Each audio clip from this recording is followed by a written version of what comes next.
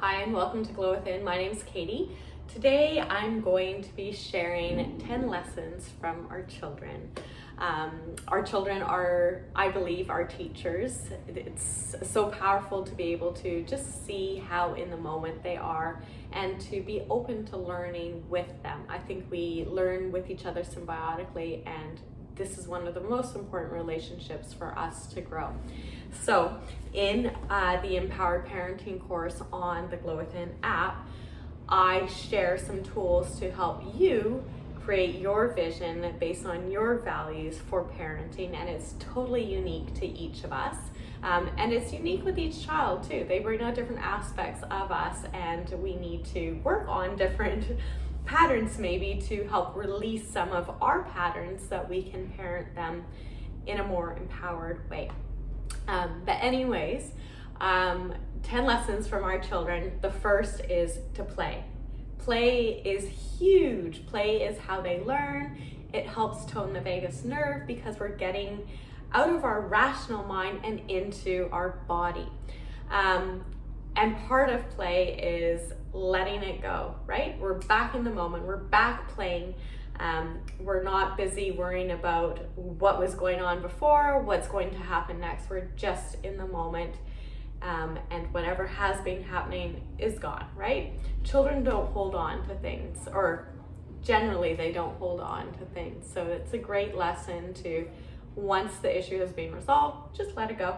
It's done, right? Asking for help. Parenting is not easy. Let's be real.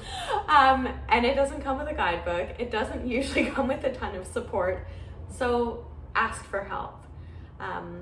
That's one thing I definitely wish I was able to do more of with my second daughter, because I really needed it. So if you need help, try to use your voice and ask for help. And sometimes it's really hard in the moment because you're just trying to manage the chaos. But if you have someone that you can reach out to, counselor, parent, a friend, spouse, definitely use your voice and ask for help too. Children are very good at teaching us this. I already touched on the fifth one, being in the moment. The sixth one would be expressing yourself. So as we know, children typically don't hide their emotions too much. They learn to do that at around 6 or 7 years of age. I think it's really, really important, and this sort of speaks to the trauma-sensitive approach, but to be able to have awareness for what's going on in our body and expressing our emotion. Somewhere along the line, we're told sort of by social constructs not to express it or to keep it in, rein it in, don't cry, whatever it is. So we tend to stifle the emotion in our body, and you know what? It stays stuck in our body until we're ready to process it or we feel safe enough to process it. So being able to be aware and have tools to process it in a healthy way is huge for us as parents, and so important to share with our children.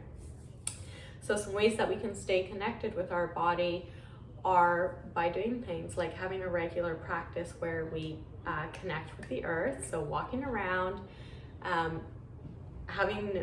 using sound healing practices, breathing practices, just simple breath work for little ones, like doing an Om, as I've mentioned many times before, helps us to come into a parasympathetic state so that we can go within and notice what's going on in our body.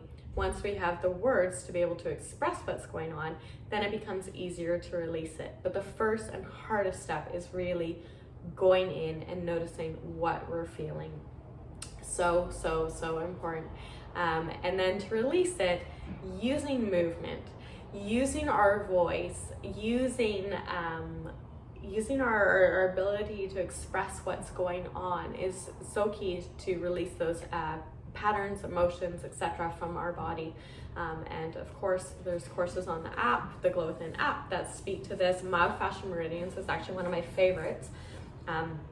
It's a combination of my craniosacral work and somato-emotional release work and yoga. We're looking at the fascia in the body and how the fascia actually holds experiences in our body. And this is so prevalent in my craniosacral practice. Often I'll go to an area of someone's body and the fascia might be really tight, or there might be a holding pattern there.